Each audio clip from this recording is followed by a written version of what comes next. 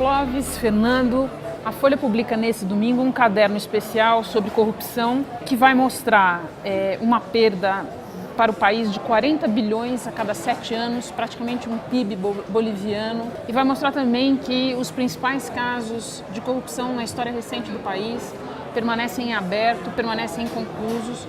Para vocês terem uma ideia, 1% de todas as pessoas levadas ao banco dos réus tiveram algum tipo de condenação. Clóvis, por que desse estado de coisas? Eu me lembro que uma vez conversando com um acadêmico norte-americano, especialista em Brasil e América Latina, ele me disse uma frase que eu gravei até hoje, isso faz alguns anos já. Ele diz o seguinte: não existe tradução exata para a palavra accountability, nem em português nem em espanhol. Accountability você pode traduzir precariamente por prestação de contas, mas é muito mais do que isso, né? É responsabilização, é responsabilidade. Como não existe no Brasil, o mundo político brasileiro não tem a noção nem de prestar contas, nem muito menos de responder por seus atos. Prova o dado que você mencionou, que só 1% dos casos chega a algum tipo de punição. E pior ainda, que aí é o nó da questão do meu ponto de vista, é que o brasileiro também não cobra a responsabilidade dos seus eleitos. Elege um bando de gente acusada, comprovadamente culpada, e continua sendo eleito sucessivamente. Quer dizer, não tem conserto enquanto você não mudar essa cultura do desrespeito à accountability que todo mundo político, principalmente, todo eleito deveria ter, e de respeitar o dinheiro público. A gente tem, só pegando carona no que o Rossi falou, a sensação de que o sistema político se descolou, de certa forma, da sociedade e representa os seus próprios interesses. Outro aspecto importante é a questão da justiça. Você citou 1% de casos de pessoas condenadas. Se a gente pensar que ainda estão julgando o impeachment do Collor, tem gente sendo julgada, os anões do orçamento, que foi o caso de desvio de dinheiro, em 93 tem gente sendo julgada, o caso do Maluf, que é uma prefeitura também na década de 90, o caso do Luiz Estevam, que foi o ano passado, o Ministério Público ainda nem ofereceu denúncia. Então, há uma morosidade da justiça e uma sensação de impunidade que contribui muito para que as coisas sejam como são no Brasil. Pois é, nós vamos ver um vídeo que foi feito em cima de uma das reportagens do caderno, que é uma reportagem muito interessante, porque coloca a coisa em termos bastante práticos aqui. Em Sobradinho, na Bahia, o que era para ser um canal que ia levar água para cerca de 3 mil famílias, se transformou numa obra que se arrasta há mais de 10 anos e por ela escoaram até agora mais de 60 milhões em dinheiro público, numa coisa que não deu em nada. Então, a nossa missão era encontrar em algum lugar do Brasil algo que representasse, simbolizasse efetivamente, concretamente, a corrupção. E a gente encontrou aqui no sertão baiano, a gente veio até a cidade de Sobradinho e encontramos isso aqui.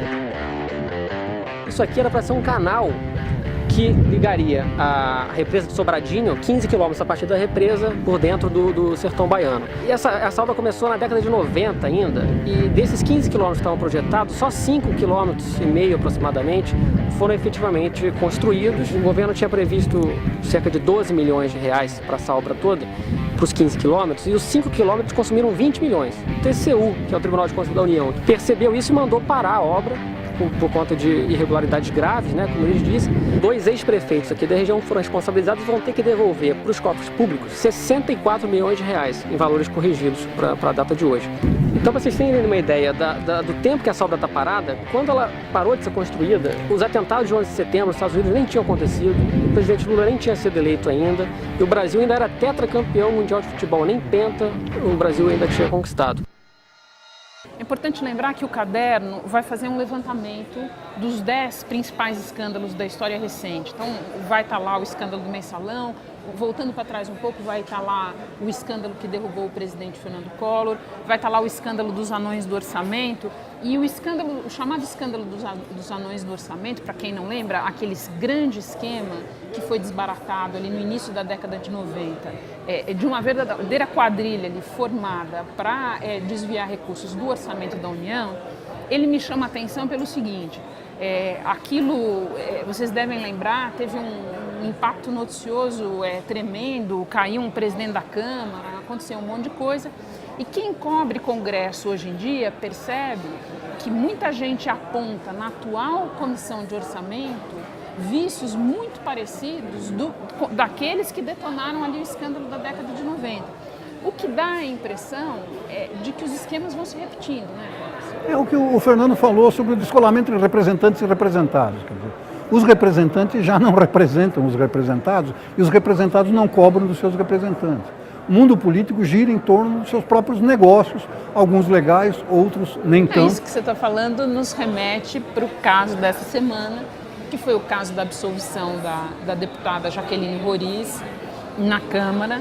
E esse descolamento que você fala, poucas vezes é tão visível quando os parlamentares se reúnem para absolver um de seus pares, né? Quer dizer, eles se apegam, nesse caso específico, o próprio discurso dela, não sei se você chegou a ver na tribuna, era uma loucura, porque veja, a mulher foi filmada com pacotes de dinheiro na mão.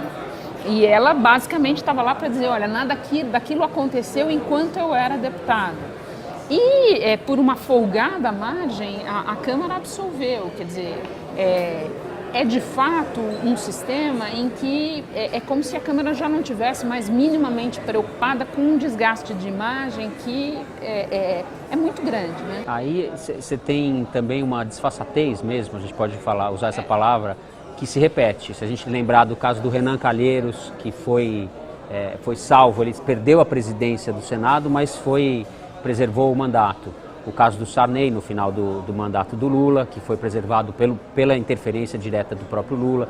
Enfim, a Câmara e o Senado vêm dando exemplos repetidos de uma desfaçatez mesmo, de uma demonstração de descaso pela opinião pública, né? Acho que a mentalidade é terrível. Você pega um caso menorzinho, não vai estar em nenhuma das listas de 10 grandes escândalos, nem dos 100 maiores, nem dos 200 maiores. O caso da ministra Gleisi Hoffmann e o recebimento do Fundo de Garantia pela suposta demissão na Itaipu Binacional. Qualquer funcionário do setor privado saberia perfeitamente que, entendo que deixar a empresa por interesse próprio, não tem direito a receber porcaria nenhuma. Qualquer um sabe disso. No entanto, ela recebeu, embora ela tivesse interesse em sair, né, e acha que não tem nada demais, que é isso mesmo. Por quê? Porque o dinheiro público, como não é de ninguém, é de todo mundo, né? Então, essa cultura do compadrio que o Fernando mencionou, essa cultura da necessidade quase compulsiva de levar vantagem em cima dos cofres públicos, prevalece sobre o bom senso, sobre a lógica. Depois de tudo revelado, ela vem a público para dizer, olha, se causei prejuízo, eu vou devolver o dinheiro, mas eu não pensava em causar prejuízo. Meu Deus do céu, ela sabe, todo mundo sabe qual é a legislação trabalhista que vigora no país, sabe que não tem direito a receber, por que recebeu? Eu tenho a impressão, por exemplo, que no caso recente aí do Ministério dos Transportes, o escândalo que derrubou o ministro Alfredo Nascimento, eu tenho a impressão de que mais do que uma faxina, o que a Dilma fez ali foi retomar o controle de uma fatia do orçamento que estava sendo livremente administrada de maneira lícita e muitas vezes ilícita por um grupo, né? Que é isso que você tem um pouco nesse esquema de você dar um ministério para um partido, né? E, olha, toma aqui, isso daqui é seu, você cuida disso, né?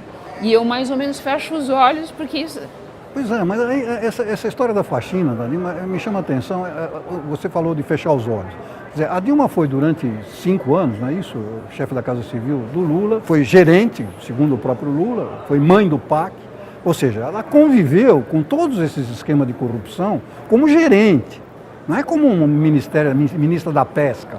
Não, conviveu como gerente durante 5 anos, com todos esses esquemas todos. Pelo menos foi essa a história que foi apresentada ao eleitor na campanha. Exatamente, porque nenhum desses esquemas foi implantado agora, na gestão dela. São todos esquemas que vêm do governo da qual ela era gerente. Não percebeu nada? O que é? Inocente? Não presta, um gerente que não presta atenção no que estão fazendo os seus chefes de departamento? Que história é essa? Essa história está muito mal contada, né? Como também chama atenção o fato de que há essa briga na chamada base aliada, etc. e tal. Quer dizer, se você chega de Marte aqui ao Brasil, você vai imaginar o seguinte, olha, eles estão brigando porque a política econômica está errada, porque a política de juros não deveria ser assim ou assado, porque não está se prevenindo o suficiente contra a crise internacional, porque os projetos para a Copa do Mundo ou para coisa estão atrasados, não sei o quê. Não, eles estão brigando porque está havendo uma suposta faxina nos ministérios dos partidos aliados. Quer dizer, estão brigando pelo butim, não estão brigando por políticas. Essa palavra faxina está sendo usada com uma certa liberalidade. Eu concordo com vocês dois, a gente deveria ser mais, fazer uso mais restrito dessa palavra, porque é uma ilusão de faxina, não tem... Eu tenho, para usar uma imagem que foi usada pelo Marcos Nobre, que é professor da Unicamp, num dos artigos dele, a Dilma parece estar se puxando do pântano que ela está atolada pelo próprio cabelo, né? Então tá ótimo, muito obrigada, Clóvis, muito obrigada, Fernando. Obrigado.